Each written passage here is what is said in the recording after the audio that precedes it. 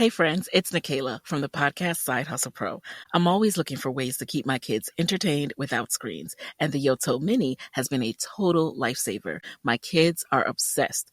Yoto is a screen-free audio player where kids just pop in a card and listen. Hours of stories, music, podcasts, and more, and no screens or ads. With hundreds of options for ages 0 to 12, it's the perfect gift they'll go back to again and again. Check it out at yotoplay.com. YOTOPLAY.com. I don't like the sound of that. Eavesdroppin.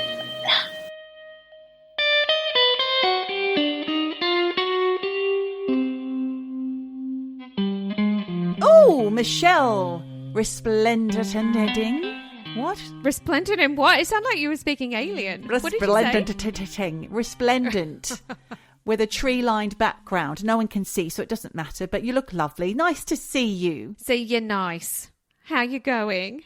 I'm all right. I was just feeling still a bit spooky from old Halloween and just coming into the winter season. There's a bit of an air of spookiness going on, I think. Right. Don't you? I mean, I haven't seen a ghost, but my Instagram feed is kind of giving me demon, giving me ghost. Ghosty vibes. How about you? Yeah, I mean, look, it's still that kind of flavour of scary, spooky, ooky, isn't it? I also think as the days get darker, certainly on our side of the world, it's just a darkness in general. A darkness inside. A darkness inside, maybe. And of course, you've got all of the hangover from Halloween and it's good. I mean, speaking of Halloween, we did have a fabulous picture sent to us, didn't we? Yes. But before we get on to bloody eavesdroppers, we should introduce ourselves. Of course. I'm Geordie. Hello. And I'm Michelle. I'm the other one. And you are listening. The other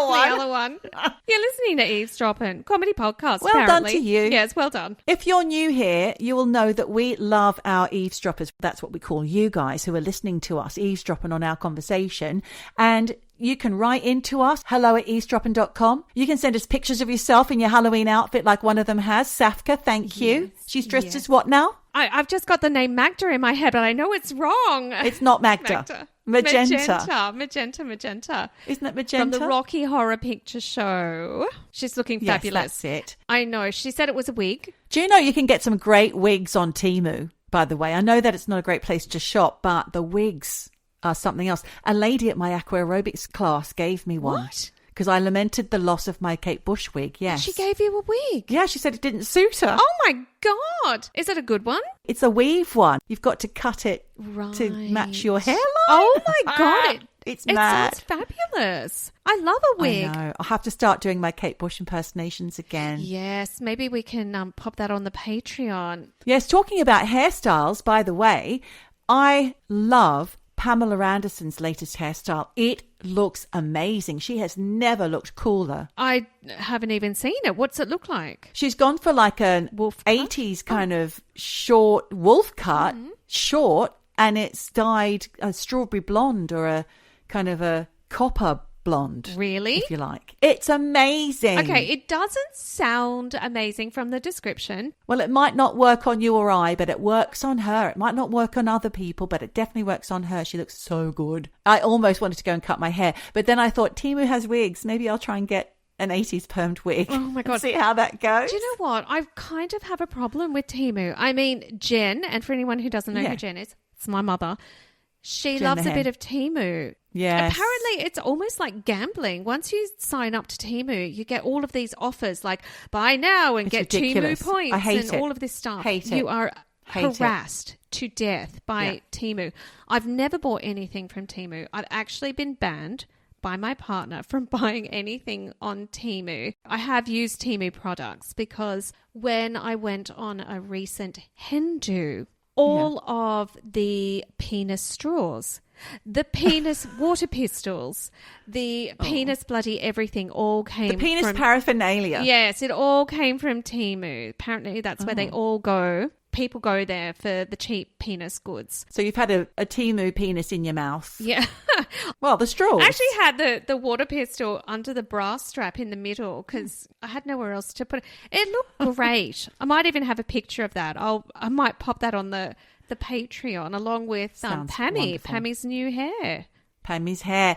What about TV, Michelle? Michelle and I like to give you television recs as well, and you can find those in a big list on our Patreon account. Yes, you can. And welcome to all our Patreons, by the way. Thank you for signing up to that. Yes, our patrons on Patreon. Patrons. Yes, we always get that wrong because it just, I don't know, patron, Patreon, patron. Whatever. It's all same. Thank you so much to our new patrons who have signed up. We heart you. We love you. Heart. We love that you part with a bit of cash every month to keep us going, and you do. And there'll be a new Extra Droppings drop very soon because you get one free episode a month and you get all of the other things like the links and the rabbit holes and the fun YouTube videos to watch. Yes. And sometimes you get good guests. I saw Pinball Jeff the other day. He's been on it. Yes, I didn't see him in person. I saw him on the telly. Oh, and you were like, Repair Shop. He's that guy from Eavesdroppin. He's been on. Oh, yeah. Oh, fabulous. Yes. No, there's lots of interesting things on Patreon. It's also a good way for if you want to, comment to us, send us, write us a little note under something if you were touched. We will always reply. Yes. Most often. Mostly, yes. We will try and reply for sure. But yes, TV. Well, I've been watching something. You have? All right. It's got Eric Banana, as I call him. Eric Bana, Okay. Banner, who is an Australian comedy actor, and then he became an actor, and he was Chopper Reed. And he is in something on Netflix called Untamed, where he plays a federal agent who lives and works in Yosemite National Park, which is bloody enormous, Michelle, and so beautiful. Yeah. And it reminded me of all the stories that we've done in the past about people going missing in big national parks like that. Yes, people go missing. I think, have there been alien encounters in the woods? All of it. All of it. You can have it all because it's so vast. Anyway, he plays a sad guy who is very, very good at tracking is all I'll say. It's a good show. It's not brilliant. I am enjoying it. But it's a wreck, not an anti-wreck? It's not an anti-wreck. I'm enjoying it just for the scenery, to be honest with you. It's very nice. Do we need a new category? So it's not a wreck, it's not an anti-wreck, it's a meh? Well, it's not a meh. I'm enjoying it. I'm still going to watch it. We do 2 episodes a night. Oh, all right. You're smashing through that. It's not fabulous. You said Eric Banana. It reminded me of last episode, I do believe it was. You had mentioned on a rec that you were watching Celebrity Traitors UK. Oh, yeah. Now, look, I've only smashed the first episode. That's all I've done. Absolutely fantastic. It's so good. Really loving it. A lot of fun. A lot of fun. And you've got the added bonus of Claudia Wickman's outfits and Jonathan Ross's outfits. Got to say, he's matching her outfit for outfit. Yes, but it's kind of weird because he had like little John Lennon sunglasses on, looking bizarre, and I don't know. Claudia always looks great with that glossy hair. I don't know how she gets that blue-black glossy on her hair. It looks incredible every time. But you had mentioned, and I only remembered this because you said Eric Banana, a guy called Tony Bonner. No, Mark Bonner. Mark Bonner. Who's Tony Bonner? That's Mark's neighbour.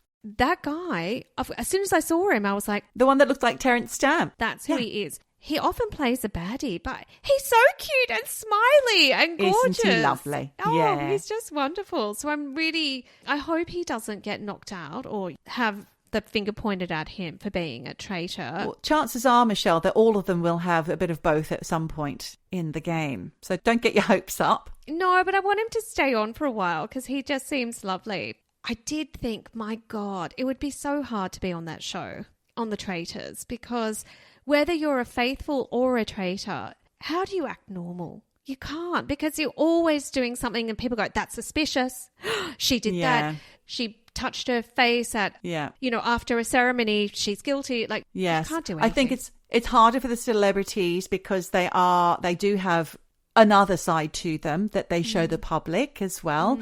Actually, as one person who I won't name says in the TV show, all celebrities will stab you in the back anyway, so why not be a traitor? Yes, I know who said that because that was in the first episode. Thank you for that, Rec. My pleasure. Now, I actually was watching a really old program with my partner, who is Swedish, because he said apparently a Swede wrote this series and he wanted to watch it. It's called Marcella. Oh, I know it. Yeah, yeah. Super old, like 10 years old. Have you never seen Marcella before? No. It's so bizarre, Michelle. It Good luck is. with that. Good luck with that. I've seen all 3 series of it. I'm sure we've seen it because we talked about Anna Friel's face. Oh, God, the duck face. I'm sure we have. I mean, you could not live in the UK at the time and not see some kind of media post about her face when Marcella first came out, because people were shocked. Now I look at her and I think, well, she's had work, but it's not that bad compared to what you see these days. I mean, just look at The Golden Bachelor. There's this one woman, Lorraine. Fuck me. She's gone to town a lot. Okay. A lot. So speaking of Golden Bachelor, it is TV Gold. It's not for everyone. You're talking about Marcella, though. I'm a bit confused. Yes, Marcella, of course. So Marcella's great. You're watching that. You're going to put that on the TV recommendation list? Yeah, I will. It's an oldie but a goodie. But apart from that, I haven't really had time to watch anything because you're too else. important. Yes, I understand. It's been busy. Oh, it's just bloody busy. Yes. Any other recs from you? No, I have none. What are we talking about, though, today, Michelle? Because it is our birthday month still. Oh, it is our birthday month. Yes. We're going to drag that fucker right out. Why not keep celebrating? Drag it out. Yes, drag it out. Send gifts. We don't mind. Yeah, we will receive them. Yes, we will accept gifts. We love it when you write in. We love it when you send pictures. Thank you, Safka. We have had a gift from an eavesdropper. It's this big book here. Yes, we bloody have. The Chambers Dictionary of the Unexplained. I think we mention it almost every week. Thank you to the Beacon twins. Thank you. Because it's the gift that keeps giving. Every time I open it, like, sometimes I try and get some ideas for stories. And I look in here and I open up and here it says Scratching Fanny. And I'm like, what's that about? It's 2 capitals, so it's obviously Scratching Fanny must be a ghost that scratches at a door or something. But then it hasn't got an entry. It says, see Cock Lane Ghost. Oh, my God. So maybe I'm thinking I might pin that for another episode. Yes, because a cock and a fanny, Jesus Christ. When did Fanny become Fanny? I don't know, but we will find out. We'll have to go back to that another time. We're not talking about that today, are we, Michelle? What are we talking about? Well, for our eavesdroppers who know that we are a real life true crime, supernatural. We're going for that third one today. Supernatural. Okay. And I knew that you were looking at more of an update. Yes. This week. I am. More on that later from you. Yes. Don't want to give it away even though it's in the title. Yes. I was thinking about aliens. Yeah. Why do they come to Earth and then try to look like a human? Yes. And Michelle, when you say that, it makes me think, what if you were an alien and you didn't know? Imagine that. Yes. Not you. No, one. But I do think that's actually possible. I think that aliens are so advanced because they've got spaceships and they can come down here, right? Apparently. Okay, if you say so, yes. Apparently. Yes, Michelle says. Yes, I say that with certainty. But I think if they're smart enough and advanced enough to be able to do that, they are advanced enough to create a little human-looking alien, pop you down on Earth, flip a little switch so you don't remember anything, and then you can blend in. As the alien? As an alien into human society. Like a double agent alien. Yes. A bit like that show that I was telling you about starring Colin Farrell called Sugar, where it seems like these guys are detectives and things and they're on the case, but then suddenly halfway through the show, something weird happens and it's mind-bending. That's definitely a wreck. Put that in the list. Well, I never watched it, but it does sound it. really, really interesting. Yes. This whole thing of aliens looking like humans, I will say that after the Halloween episode, I bought a Stephen King book. Oh. I was in Italy and I just thought I need some holiday reading. I went into an Italian bookstore. They had literally one shelf of English speaking books course, they have a Stephen King book there. So I bought It's a it. must. It was his latest book, actually, of short stories called You Like It Darker. I like that title. Yes, I think that's what it's called. Don't quote me on that. I haven't It's got it in front of probably me. not called that. It's probably called something else. Sorry, I'll put it in the links. And if you're not a Patreon member, you don't get those links. And why the bloody hell are you not a Patreon member? Anyway, back to Stephen King. There are all of these scary stories. And you know what he's like. He loves a bit of supernatural. There was this one story where these guys have an encounter with an alien who looks like a human. And this alien is injured on a bridge. And they're like, oh my God, it's a person. And they run up and they're trying to save this alien. Anyway, not a human.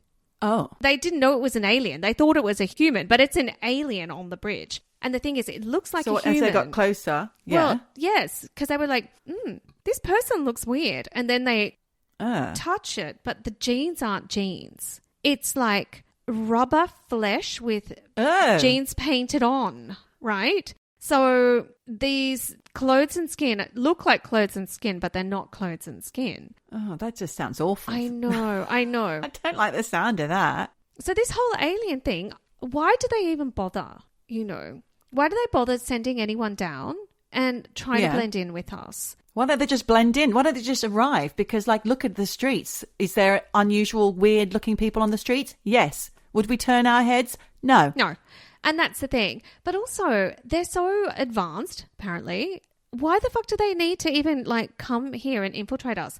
They're abducting people all the time anyway. Apparently. Yes. According to you, Michelle. Well, they're taking cows and they're stealing humans. So just take them back to the mothership. Yes. All right. Apparently Well, they that's are. what's been reported and that's what we have done episodes on. So I suppose there is some anecdotal evidence to that. Yes, although, as we know, there's no fucking evidence ever. I mean, not Never. even a proper picture after all these years. Maybe. But I got inspired to start looking for aliens who are masking as humans. Yeah. While I was doing that, I came across some stuff because I'm in Sweden right now and I thought Scandi alien encounters. Are there any that I had missed? Yes. Exciting. Yes. And I did a little digging, Geordie, and I found one. Wonderful. And if what they say is true, I think this is a really fucking crazy story. Okay. Well, I'm looking forward to this one. Well, we're going back to the 70s. But yes, favourite decade. We love the 70s. Love 70s. A bit of the 90s. Early 90s. But anyway, this is from the 70s. We're going back to 4:45 p.m. on the afternoon of Wednesday, the 7th of January, 1970, to a place called Lumijärvi in Heinonen. That's in southern Finland. There were these two guys called Aarno Heinonen, he was 36, and Esko Viljo, who was 38 at the time. They were out having a little ski because both of them were competition skiers, but they were also farmers. They're just regular dudes living in the middle of nowhere in the 70s. Simple folk. Simple folk from Finland. And on this day, they came down a little hill and into a glade. And this is where they would usually stop when they were doing this route. Yeah.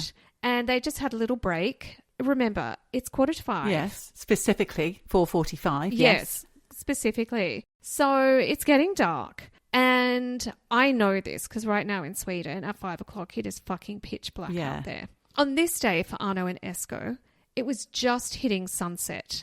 And they said a few stars were visible in what was apparently an unclouded sky. And it was fucking freezing. It was -17, but there was no wind. These two dudes have been standing in that glade for about 5 minutes, just having a little, chitty-chatty, maybe, I don't know, a little rum in a flask, who knows? Probably. No alcohol was mentioned. Oh, okay. Actually. Yeah, that's very important. That is very important. I just said that because that's what I do. That's what I would do. I ski with a hip flask. Yeah. All of a sudden, they heard a buzzing sound. Right. And then they saw a very strong light moving through the sky. And they said that this light came from the north. It made a big, wide sweep through the sky. And then this light came at them from the south. Oh, no. Heading for them. Yes. And it was descending as it approached them. And all the while, there was this faint buzzing that just became louder and louder as it approached them. Wow. They then said that this light seemed to stop. And when it did, they could see a luminous red-grey mist that was swirling around it, along with these puffs of smoke. Oh, my God. Yeah, I know, it's weird. And it was basically a swirling cloud. But at this point, Aarno and Esko were just standing there looking at this thing, not saying anything to each other. Gobsmacked. Gobsmacked, exactly.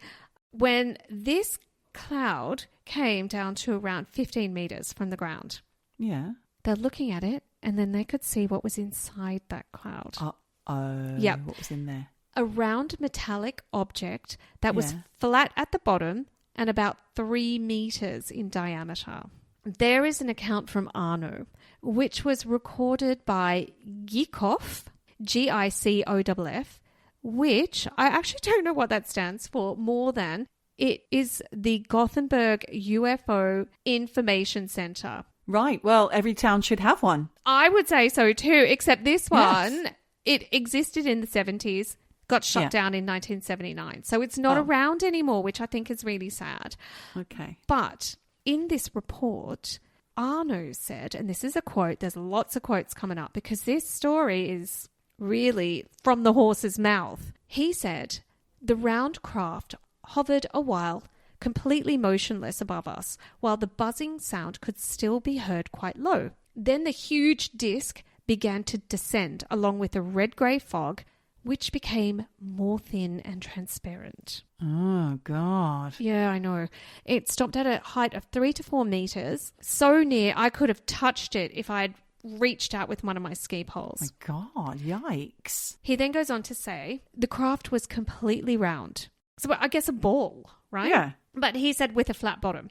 This is sounding very similar to some of the UFOs that we've talked about in the past, actually. And I'm specifically thinking about Rendlesham and that Australian farmer in Queensland who had the nest that was landed. You'll have to go back and listen if you don't know those episodes. But yeah, small. I'll link to those on the Patreon. Size of a room. Yes, exactly. This craft is round. And he said, when it came down obliquely towards us, we saw it had a dome on the upper side. Yeah. Along the lower edge was a kind of raised part on which there were 3 spheres or domes spaced equidistantly. From the center of the bottom projected a tube approximately 25 centimeters in diameter, from which suddenly there came an intense beam of light. So now I'm just seeing something like dropped in off a set with a little invisible fishing line. I know, it sounds really hokey, like an old Gene Roddenberry. What's the guy who does Thunderbirds? Like a Thunderbirds. Oh my God, a fake Thunderbird spaceship dropping in. It's very of the day, isn't it? Well, it is, and it sounds like your stereotypical 1960s UFO.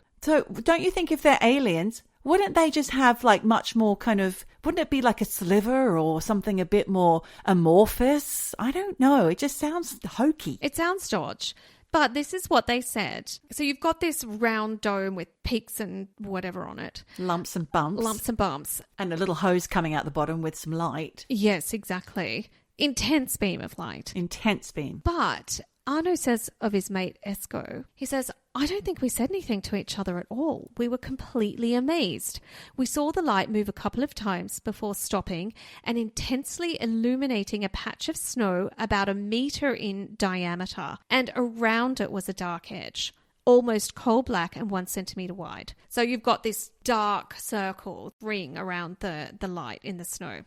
And he said, I was standing completely still. Suddenly, I felt as if someone seized my waist from behind and pulled me backwards. My God. I know. And then he says, I think I took a step backwards, and in the same second, I caught sight of the creature. The creature? Why do you have to call it a creature? There's a fucking creature in this story. He said it was standing in the middle of the light beam with a black box in its hands.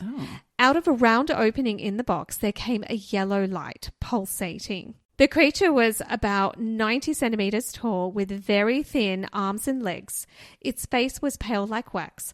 I didn't notice the eyes, but the nose was very strange. It was a hook rather than a nose. Oh, God. He said the ears were very small and narrowed towards the head. The creature wore some kind of overall in a light green material. On its feet were boots of a darker green colour, which stretched above the knees. Oh. This to me sounds like a super cute 60s outfit. It does sound quite hip. It does.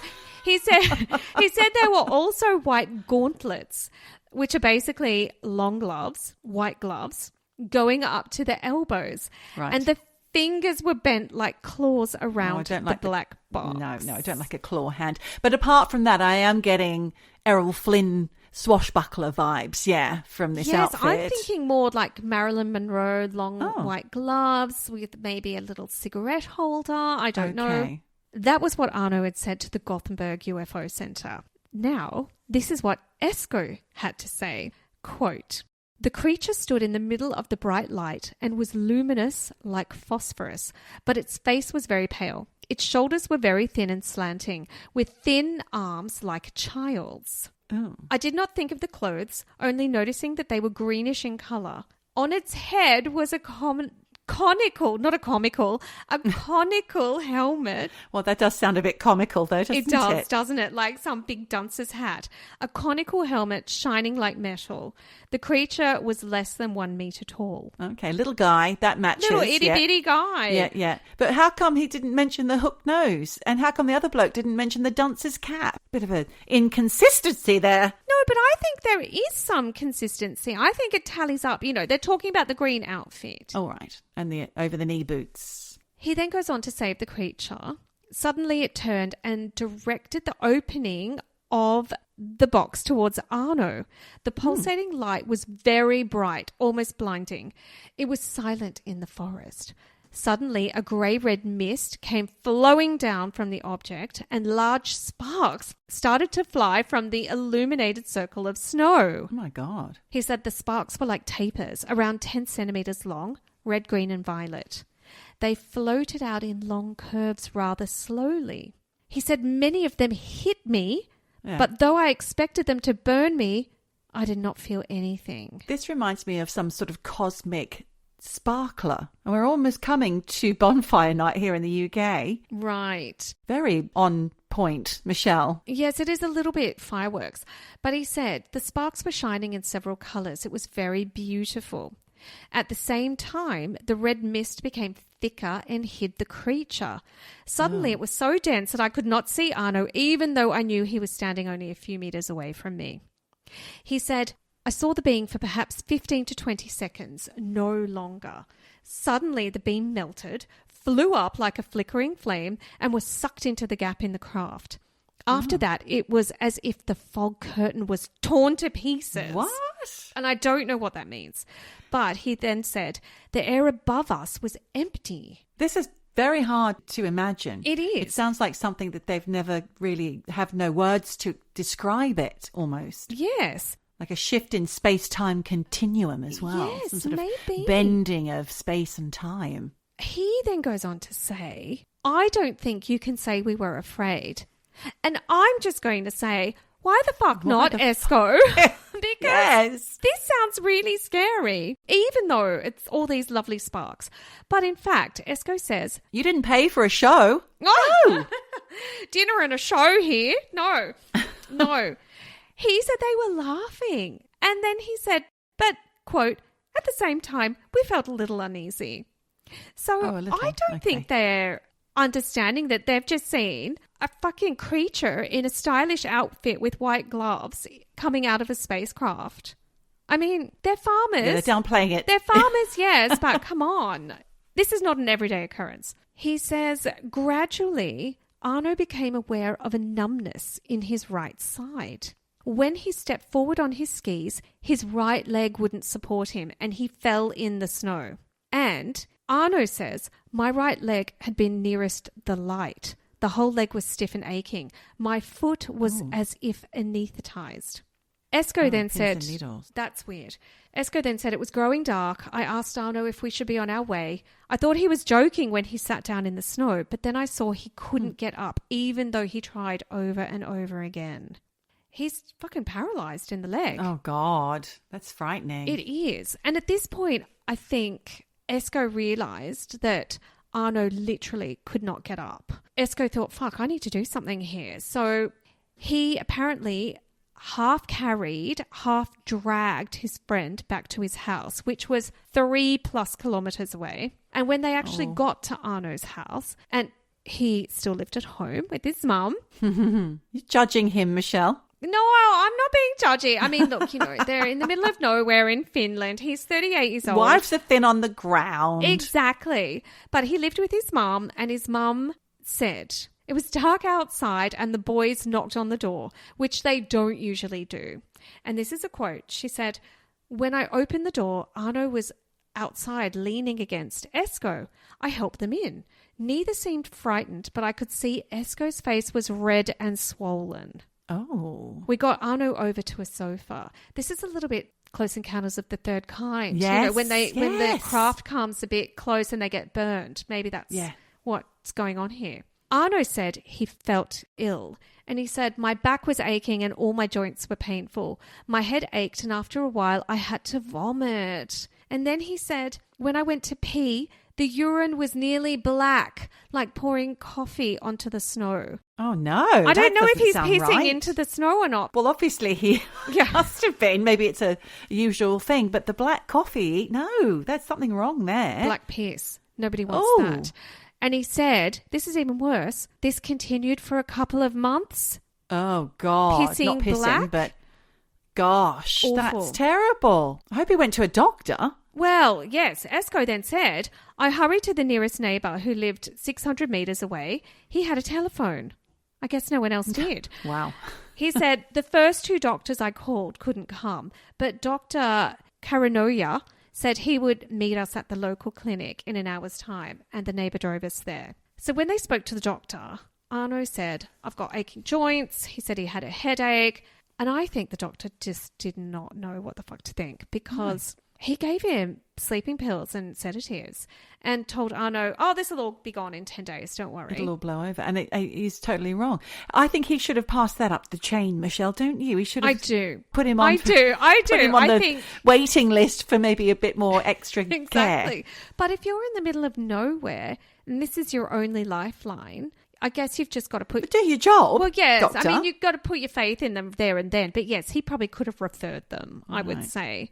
Could have worked harder. Because the symptoms did not go away in 10 days. And in fact, Aarno couldn't even work. And months later in May, he still wasn't working and he was still ill. He had pains in his head and neck.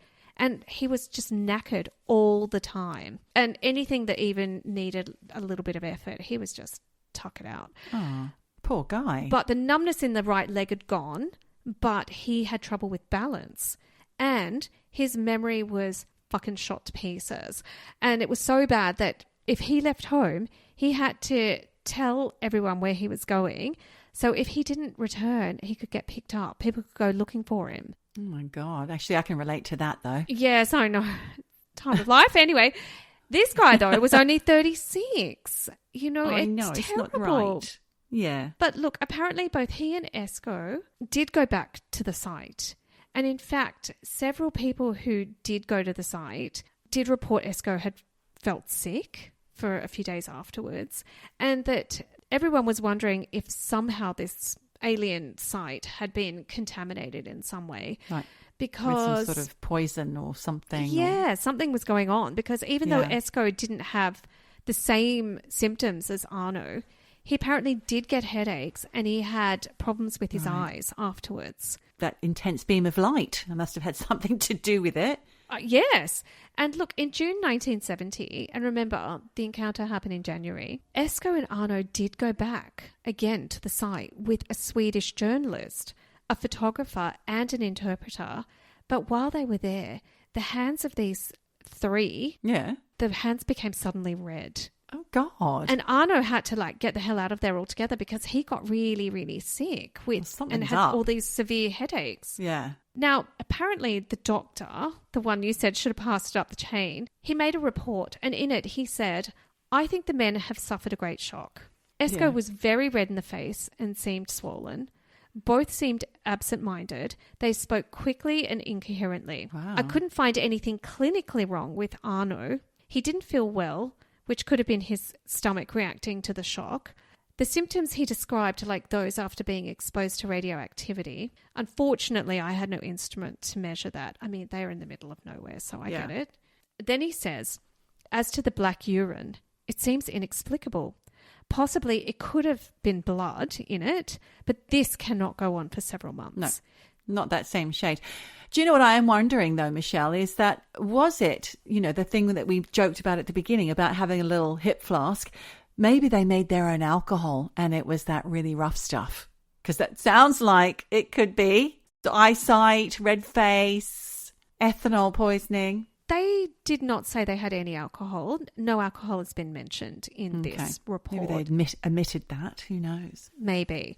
But secondly, a bit of moonshine. Do you really get black piss for months and months and months? You can. You can get all sorts of horrible things when you take actually it's methanol poisoning. Right. That can cause all sorts of problems. So Could yeah. And I know that be. in some remote parts of Scandinavia and some not so remote parts, they do love to make their own moonshine. And I'm talking about things like absinthe and poutine that they have in Ireland, that really, really high alcohol content. Or if they mess it up, then they could make themselves sick. Well, the doctor said he basically thought these guys were sincere, but that definitely something frightened them. On the same day, at the very same time that Aarno and Esko had seen these bright lights, 2 other people reported seeing bright lights. A farmer's wife, about 15k away, said she'd gone out to check on the cows and she saw a strange light in the direction of Imjärvi, where the boys were. Then in Paso, which is around 10k north of Imjärvi, a son of a local farmer had gone out to get firewood and he also saw strange lights in the sky. So I think that backs up that there was something out there.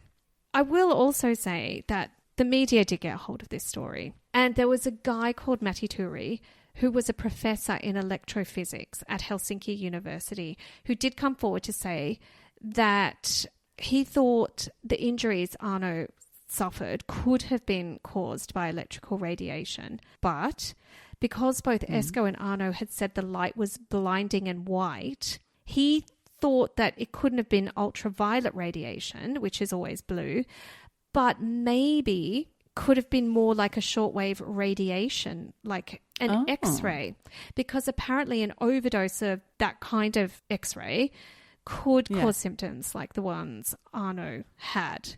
But he also goes on to say, and this is a quote, it's a bit much, maybe Neil the scientist will know more about this. He says, there is much in electrophysics that has yet to be explored. One only has to mention ball lightning. We know it exists, but the physical laws defining its existence have yet to be established. According to the known laws of physics, ball lightning should blow up immediately, but it doesn't. Ooh. He said the incident at Heinonen seems likely to be an abnormal electrical phenomenon. But, saying that, the Institute for High Voltage Research in Uppsala, that's a thing. Sounds like a rock band. Yes. I know. Danger, danger. High voltage. He said that Geekhoff, the UFO reporting system in Gothenburg. Well, this high voltage research institute said they did not think the phenomena was related to any kind of atmospheric electricity. Also, soil and snow and plant samples were tested for radiation, but the results showed that there was nothing more than normal levels of radiation in any of it. So, I'm going to wrap this up by saying, since that encounter in 1970, Aarno has said that he has had further contact with aliens. Oh. He said on 2 separate occasions he met with an extremely beautiful spacewoman. Oh, so not the little tiny guy with a hook on the end of his nose and a dunce cap. No, this one's a hottie. Changed it up. Exactly. And he said he heard a loud female voice telling him to go into this secluded place. There was a guy there standing about 60 meters behind her. God, what's it? Some sort of dogging area. What's going on? Oh my God, don't. Well, she sounds great because she's wearing a yellow trouser suit. Okay, more fashions. More fashion. She was 1.5 meters Bit taller. My height. Okay. Shoulder length hair, blue eyes. She floated, didn't walk. And even though he said she looked about 20, she told him she was 180. Okay. She was holding a silver ball with 3 aerials on it, and she pointed it at him. Right. She spoke Finnish, She said she was from a green and pleasant land. She said 3 different species of humanoids had visited Imjärvi, some smaller than her and some about 2 meters high. And some with hooks for noses. And she also said that the January incident had lasted 3 minutes, not just a few seconds, as Aarno and Esko had thought. Well, how does she know? Was she there? She knows about it. She's connected. Okay. I guess. Right. She also said at the second meeting that he had with this hot alien, she said she didn't give him much info, but she said, hurry home and you might see the spaceship I came in on. And apparently he did catch a glimpse of an object which was 5 to 7 meters in diameter in the sky. And he also said, even though they'd spoken quite a bit, he had really just vague memories of it, couldn't remember much. He also said both he and Esko had seen an alien, 1.5 meters, in Esko's house at another time, who was wearing a grey suit with stripes, who stepped out of the wall and remained standing in the middle of the floor for around 30 seconds before it disappeared. Oh, and there's a Swedish UFO researcher called Anders Liljegren who basically says, listen, these guys have never produced anything in the way of evidence, although Aarno did say that the aliens gave him a pen once, but he gave it to a researcher and never got it back. He said he also got a strange stone but was told to throw it away. So there's no evidence here. There was also some incidents where, you know, they tried to take pictures, but the camera disappeared or got thrown away or the film was burned. So, you know, a lot of weird stuff. So there's no way that they could prove all this other stuff that had happened. And by now it's all sounding a bit fabricated with the fancy lady. Well, it's all sounding like bullshit now that he's seen hot space women. And, you know, it does make that original encounter look a bit dodgy. So I don't know what's going on here, Geordie. Do you? No, I don't, Michelle. But thank you for raising our awareness to the story of the Finnish UFO encounter and alien encounters. It's very exciting. Hey friends, it's Nikayla from the podcast Side Hustle Pro. I'm always looking for ways to keep my kids entertained without screens, and the Yoto Mini has been a total lifesaver. My kids are obsessed. Yoto is a screen-free audio player where kids just pop in a card and listen. Hours of stories, music, podcasts, and more, and no screens or ads. With hundreds of options for ages 0 to 12, it's the perfect gift they'll go back to again and again. Check it out at yotoplay.com. YOTOPLAY.com. What happened last night? Was it a visit from an alien? There was an alien probe. Did he take me away in his super ship? What an alien! What an alien! So thank you, Michelle, for that story. And it's interesting because, yes, it does sound far-fetched. And it sounds fantastical. And I myself have a similar story. As we hinted to earlier in the episode, I did mention it in a previous episode this season, season 6, episode 29, in fact. I just mentioned it as part of my story, which was the Gorbals vampire in the Vampires Tracy Wigington and the Gorbals vampire episode. That story. Yes. That story. It's the Isle of Wight Sandown Clown. Sam, hello, I am All Colours Sam. So those of you who haven't heard it might want to go back to episode 29, but I will give you a little rundown. It was an unusual creature that 2 children bumped into in the 70s, again in the 70s, yes, on the Isle of Wight. Was it an alien, a ghost, or was it just made up? It was just a tiny little snippet of a story that I found other bits relating to, but not that much info. Right. At the end of me telling you about it, because these children said that he would communicate through a microphone and ate berries in a really odd way. Plus he lived in a hut that was never seen again. And I wondered, was this just some sort of folk horror attempt at drawing more visitors to the Isle of Wight? Or was it something more? But then I came across the October 2025 issue of the Fortean Times. Thank you, Fortean Times, who picked up the story after listening to another podcast. There are other podcasts, or 2. But actually. What if it was us? What if he... It wasn't us. It was called Modern Fairy Sightings Podcast. Sandown Clown, Faye Comes Forward, ! Right. And that was aired on the 24th of July, Michelle. I don't know Right. when we put the Sandown Clown story out. Gosh, it could have been July. 29, it could have been. And the other podcast was called Binnall of America, The Revival, episode 85. And that was out in August, 13th of August, 2025. So you've got more podcasts to listen to if you're interested in Sam, the Sandown Clown. Yes. And you might be after I tell you this. But shout out to those guys at 40 and Times and to those other podcasts. Thank you. Because once I read the story, which was a rundown of listening to those podcasts, I eagerly wanted to know more. Of course. And I hope that you do too.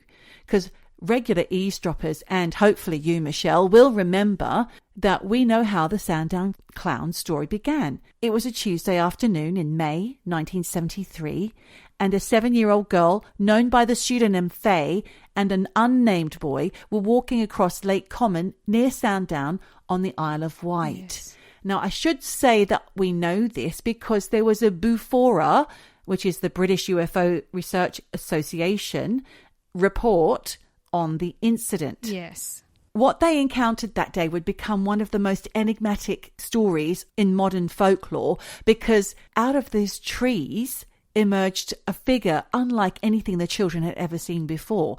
And as I said in the previous episode, it was 7 feet tall, humanoid in shape, triangular eyes, a brown square nose, no hook, and yellow lips which never moved, on a stark white face. So a lot of similarities to your crazy little Finnish aliens. And his limbs looked like wooden slats, and his multicolored outfit, not quite as hip and cool as your 70s outfits, was topped with a pointed yellow hat with a knob and a wooden antenna on either side. It sounds like a giant robot clown made out of wood that you might see on the repair shop. Shout out Pinball Jeff, by the way, who was a guest of ours on Patreon once.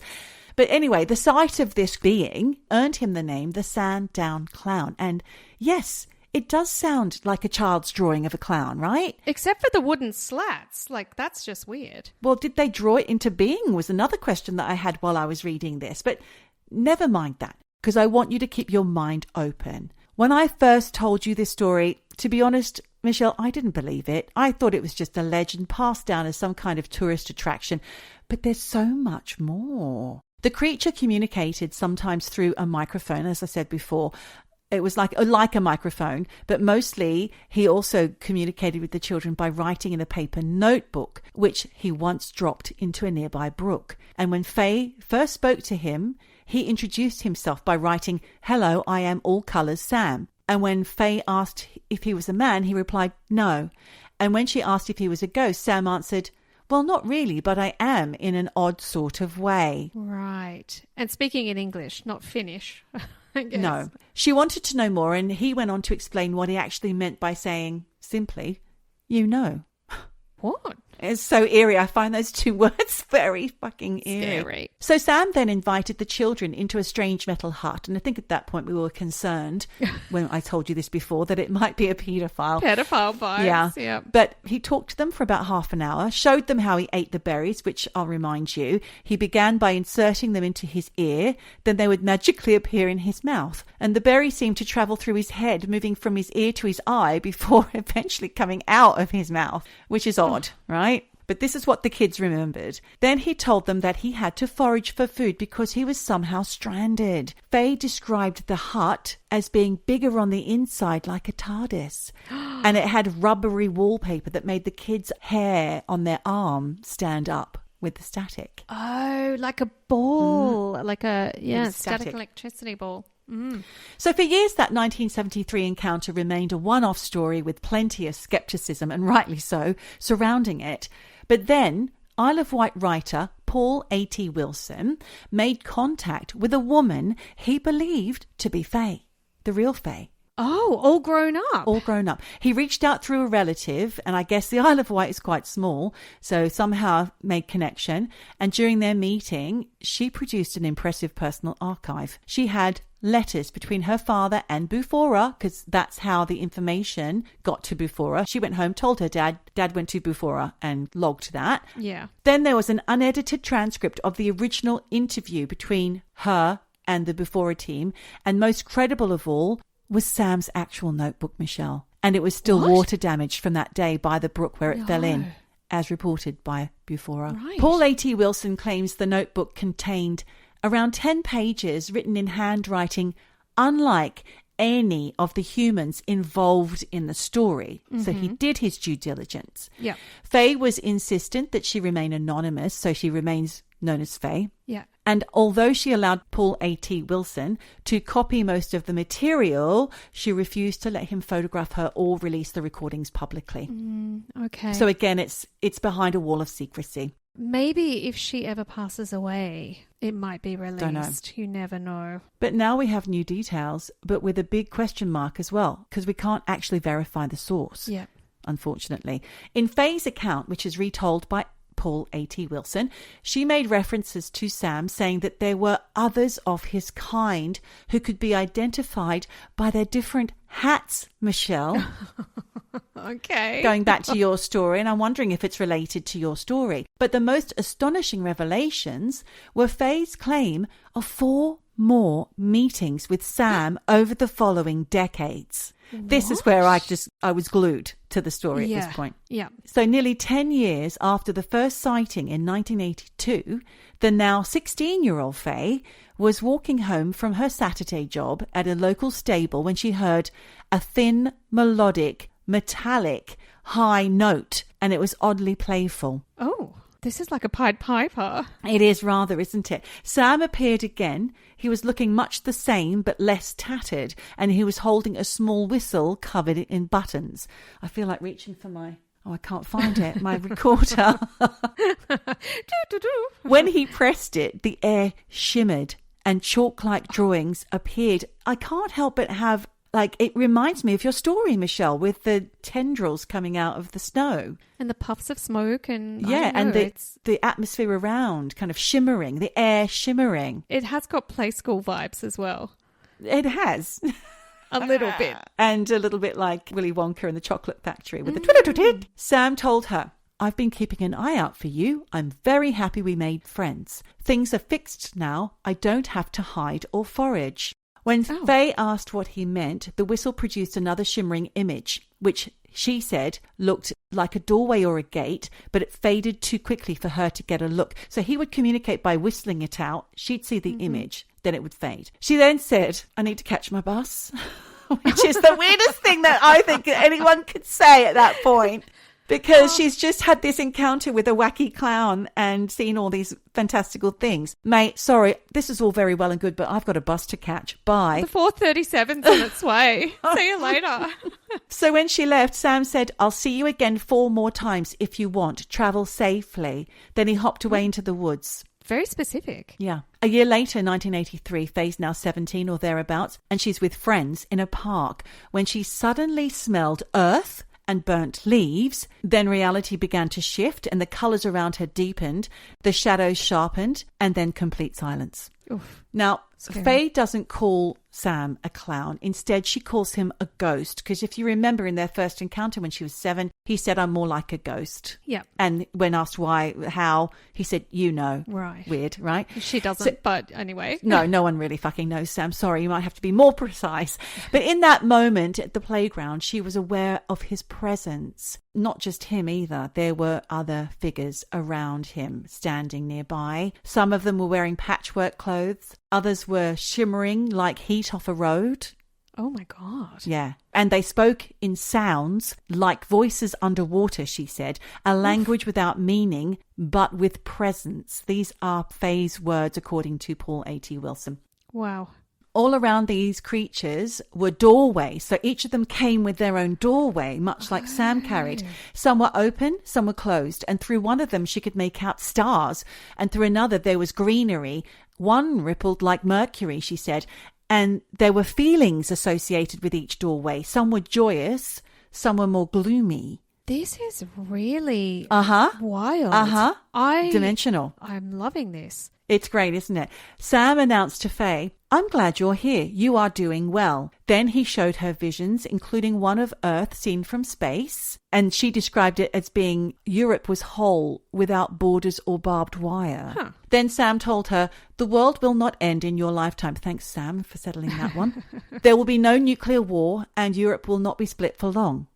Maybe it's still Berlin. In 87, I think the wall's about to... I thought it was 83. No, 87. Okay. I can't remember where we were. No, we're 83. You're right. Yeah. He then goes on to say, "This is the second time. I told you there will be 4 more if you wish it." When Faye asked, "Why me?" Yeah. Because I bet she's probably thinking, what the fuck is going on? Sam just nodded, and then she found herself back on the park bench. She asked her friends how long she'd been gone. Yeah. They replied in confusion, "You didn't go anywhere. You just sat there looking strange." Oh my God. So it's like an experience this poor woman's having. Yeah, but like... The first time, though, was with another boy, but he's unnamed. Right. But this is almost like stepping through a glitch in the fabric of yeah. it all.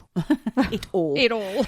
In layman's terms. Yes. 2 years later, it's now 1984, and Faye was on her way to visit her boyfriend when she took an unfamiliar route. Sam appeared suddenly, looking more human than ever, so his arms were no longer made of slats of wood, but he was stooped. He was wearing more normal clothes, and his complexion was no longer white. He said, and this is weird, I don't know, it just gave me a shiver there. "I don't have much time. I'm using up one of my visits. I know where you're going. To see the boy. You shouldn't. Turn around. Please go home." Then he vanished. Oh my God.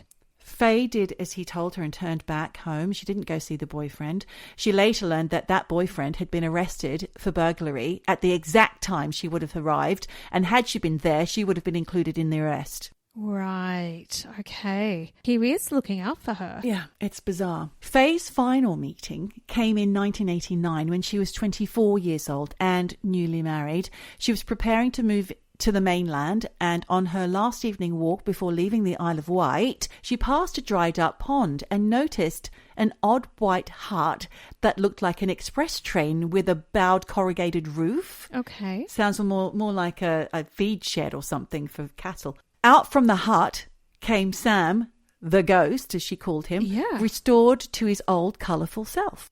Nice. He invited her inside for tea, which she did, and saw that the interior was softly lit with a table, 2 chairs, and cups made of something like porcelain, but it was flexible. A little bit like Stephen King. Sam then poured the tea, and she noticed that it smelled of herbs and tasted sweet. But unfortunately, that's all that she recalled, because much of what they talked about just faded from her memory, except for a few things like the Berlin Wall will fall, he said, and then, "This is the last time you'll see me until the end." Oh. Which is weird. When she asked where he was from, he said simply, "I'm from this place, but different." Oh. So many riddles, but they all mean so much, don't they?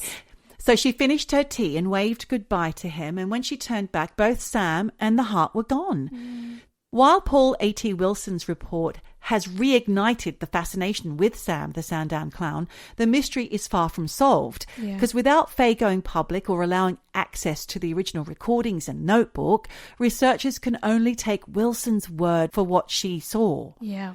Still, the story's internal consistency, not to mention the sheer strangeness of the whole thing, makes it really difficult not to be convinced by it. I would agree. And also, what she is relaying, it's not typical.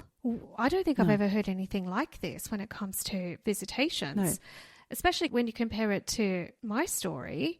Yeah. Which, you know, we were laughing like, oh, it's the stereotypical 1970s spacecraft. There's nothing typical about this. Perhaps your story was similar, but it was lost in translation, or they just couldn't make sense of it in the way that Faye, in inverted commas, could. Yeah. So whether Sam is a ghost or is an alien or something in between, the whole story has really earned its place in modern folklore. So much so that David Jones, a design lecturer at Goldsmiths College in London, has created a 7-foot-tall statue of Sam, the Sandown Clown, which is currently on display at Boojum and Snark, which is an art space on Sandown High Street on the Isle of Wight. So you can currently go there now and have a look. Yeah. Oh, amazing. I'll try and find a picture of that. Yeah. Plus, there's a whole Sandown Clown project, which is led by artist Teresa Grimaldi and creative producer Tracy Mikic, I think her name is, or Mikic, which includes workshops, installations, community events, all exploring Sandown's tale of high strangeness, including the Evidence Board, which is like a public event inviting residents to treat the whole Sandown Sandown Clown situation case like a cold case, so they can all get involved and try and put things together, and also to consider explanations from ghosts to aliens. And somehow even Ringo Starr has been thrown into the mix because there's a reference to a film called That'll Be the Day, which he starred in alongside David Essex, that was also filmed in Isle of Wight. So they're linking it back. Right. Could it be Ringo? Could it be Ringo on drugs or something? I don't know. But my thoughts, interdimensional being. Yeah, I would agree. It almost sounds like the top of the faraway tree, that Enid Blyton fairy tale with fairies and Moonface taking kids to the top where the tree revolves and you walk out into a new world full of strange pixies and sadness or happiness and things like that. Yep. That's what it feels like to me. And I know it could just be all a bunch of bullshit as well. Of course. Same with mine. But I feel like there's a lot of heart in this. And she hasn't come forward. She's been found. She doesn't want the publicity, doesn't want her real name used, doesn't want photographs, nothing. Or has she, Michelle? Or is Paul A.T. Wilson just making it all up to sell a book? I don't know. Well, that is also possible. Yeah. We'll never know. No, we won't. We will never know. But if you would like to listen to the other two podcasts, which have probably done it very differently to how we've done it, you've got Modern Fairy Sightings, Sandown Clown, Faye Comes Forward, which was released on the 24th of July, and Binnells of America, The Revival, episode 85. And of course, the 14 Times, October 2025, you can read all about it. And that is my story all wrapped up in a little bow. Oh, head Geordie, scratcher. Thank you so much. My pleasure. I really was thinking, where can this go? And it went to places I wasn't expecting. And that's amazing. And I do think you're right about interdimensional stuff here. I'm actually probably going to pop that podcast on next time I've got to put on my marigolds and clean a toilet. Well, haven't you got a long haul flight so you can put it on there as well? I do. Thank you so much for that story. My pleasure, darling. And to all you lovely eavesdroppers, thank you so much for listening and celebrating our birthday with us. Happy birthday. It's fun with others. It's fun to celebrate with people, isn't it, Michelle? And instead of cake, you get a clown. Well, after that magnificent story, only 3 things left to say. Oh, what will they be, Michelle? Is it wherever you are? Whatever you do, just keep eavesdropping. Eavesdroppin'. Eavesdropping, eavesdropping, dropping, eavesdropping, eavesdropping, eavesdropping, dropping, dropping, eavesdropping, eavesdropping all day long. Eavesdropping, this is the song. Drop it like it's hot. Hey friends, it's Nikayla from the podcast Side Hustle Pro. I'm always looking for ways to keep my kids entertained without screens, and the Yoto Mini has been a total lifesaver. My kids are obsessed. Yoto is a screen-free audio player where kids just pop in a card and listen. Hours of stories, music, podcasts, and more, and no screens or ads. With hundreds of options for ages 0 to 12, it's the perfect gift they'll go back to again and again. Check it out at yotoplay.com. YOTOPLAY.com.